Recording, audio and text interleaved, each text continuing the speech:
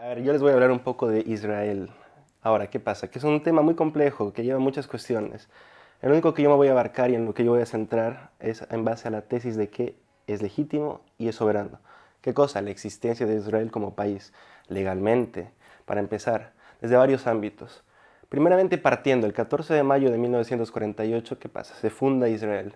Se funda en base a ciertos tratados, en base a la historia y a la costumbre. Pero no es que se funda un día para el otro diciendo nosotros queremos estar aquí y vamos a estarlo, sino que se estudia en base a un revisionismo histórico, en base a lo que pasó en la Segunda Guerra Mundial con el Holocausto y en base a principios también del derecho internacional público. Derechos como por ejemplo la autodeterminación de los pueblos, como por ejemplo la independencia aquí, la no intervención. Ahora bien, este es un acuerdo que se hace de muchas partes.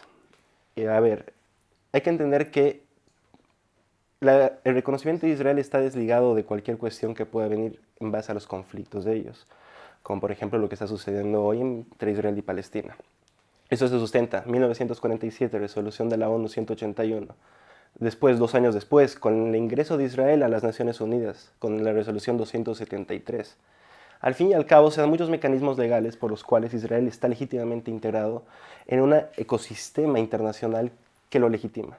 La existencia desde el inicio, muchísimos países. ¿Qué pasa? El único problema que había ahí en el momento de su iniciación era que los países colindantes a él, Egipto, Jordania, Siria, no lo aceptaban, no estaban de acuerdo con ello. Ahora, ¿qué sucede? Con el paso del tiempo han habido muchas flexibilizaciones, muchos acuerdos, muchos tratados de paz, de reconocimiento sobre todo de los países incluso colindantes que en el momento en el que se fundó Israel y declararon la guerra, esos mismos países que estaban tan en contra y lo llegaron a reconocer, le llegaron a dar pie para poder ser un Estado soberano e independiente. ¿De quienes hablo? Primeramente, el primero de todos fue Egipto, después Jordania, incluso con Oslo, que por más de no haberse mantenido en el tiempo, sí marcó un antes y un después entre los palestinos, la OLP en ese momento, e Israel. Y también los últimos acuerdos de Abraham, que son impulsados por Donald Trump. Al fin y al cabo se daba otro tipo de coalición árabe de muchos países independientes que van reconociendo a Israel, van normalizando las relaciones con este país. Es por eso que, conflictos aparte, que es un tema que es muy complejo, pero que no tiene nada que ver con el punto esencial de que es legal, es soberano, es independiente. Y eso es lo que hay que discutir. No se puede discutir la legalización o que Israel es un país como tal, sino se pueden discutir otras cuestiones. El tema principal y la tesis es de que Israel es un país legítimo, digno y soberano. Vale, Sergio, yo quería hacerte una pregunta y era si me podías contar cuál es la base legal del Estado de Israel. A ver, la base legal, sobre todo del derecho internacional, se basa en resoluciones de la misma ONU, para empezar.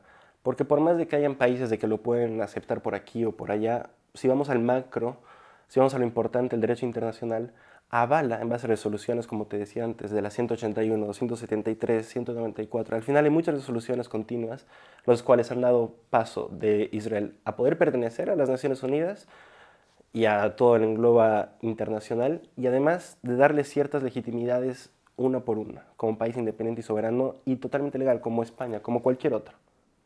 Y yo quería hacerte una pregunta también, y entonces, ¿por qué el derecho internacional público respalda la existencia de Israel? Lo respalda por sobre todo sus principios, los principios de soberanía, de autodeterminación de los pueblos, de no injerencia. Al final lo terminan englobando, o más bien asegurando en un marco jurídico como cualquier otro país, dándole las mismas libertades, dándole los mismos derechos, dándole el mismo estado que cualquier otro país. Entonces es verdad que al final los principios y todo lo que engloba el derecho internacional paso por paso terminan desarrollando a Israel como un país totalmente igual que los demás, totalmente independiente.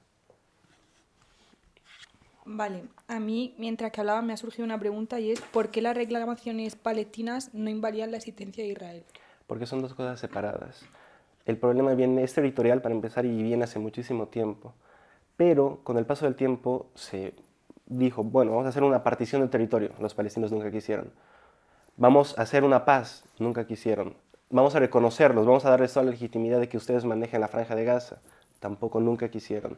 Entonces ese es otro tipo de problemas que no vienen de la mano con la legitimidad de Israel de existir. Nada más, sin meternos a conflictos antiguos o presentes. Simplemente con el hecho de que merece existir y de que es legal que exista. Vale, gracias. Sergio, muchas gracias por tu intervención, es muy interesante. Usted está explicando que el derecho, que desde una perspectiva del derecho internacional, evidentemente Israel es un país soberano eh, que por el cual por diversos tratados ha sido totalmente legitimado, ¿no?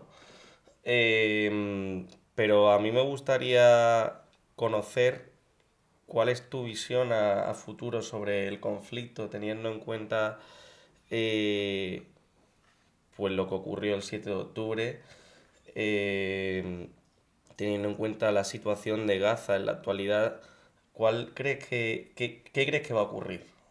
Porque tú nos has hablado muy bien del derecho internacional, pero yo creo que hay algo más allá, ¿no? Hay miles de palestinos muertos, un Hamas que sigue cultivándose, ¿no?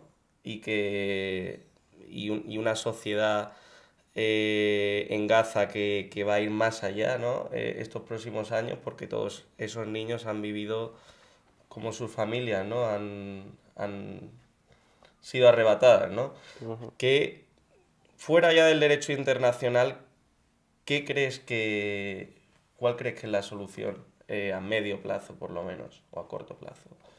Muchas gracias. A ti, a ver, yo creo que la solución al fin y al cabo tiene que ser integral y no manteniéndose en el corto o en el largo plazo, sino en algo sostenido para siempre.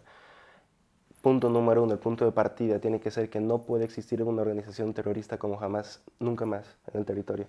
Es algo complejo porque al tener un territorio tan destruido y tanta muerte y tanta desdicha, es muy posible que justamente es un escenario perfecto para que un grupo terrorista como este u otro emerja. Entonces hay que, para empezar, desde la comunidad internacional y de cualquier persona que quiera tener algún tipo de solución ahí, eliminar cualquier tipo de posibilidad de algo así. Después, al fin y al cabo, tienen que ser los países de la región los que tomen el control. Y al final, el sartén hay que agarrarlo por algún lado. Y son estos países los que tienen que agarrar y decir, perfecto, ¿cómo lo hacemos? Yo no estoy aquí diciendo de que tiene que haber un resort, que aquí tiene que haber corredores, se tiene que expulsar a los palestinos, no. Pero hay que establecer mecanismos legales y sociales los cuales permitan que se pueda vivir, para empezar. Que los gazatíes puedan vivir tranquilamente ahí. Pero nunca tiene que volver a pasar algo como el 7 de octubre en base a atentados terroristas. Porque a Israel se le puede reclamar la vehemencia, las hostilidades excesivas o cualquier tipo de cosas. Pero hay que entender de que son grupos terroristas, bien Hamas, bien Hezbollah, los cuales atentan a toda la civilización occidental. Entonces hay que establecer mecanismos para que eso no exista. Entonces, punto número uno, hay que establecer que no haya terrorismo ahí, destruir cualquier tipo de mecanismo legal, político, de Hamas. Después establecer un tipo, lo más pronto posible, de reconstrucción del territorio de la Franja de Gaza y también una estabilidad, un marco social, estatutario, jurídico por parte de los países árabes. Yo creo que con esas tres cuestiones y trabajando en general siempre con el interés en la gente y en el futuro y en el progreso se va a poder llegar a algún acuerdo en esa región. Muchas gracias. Muchas gracias.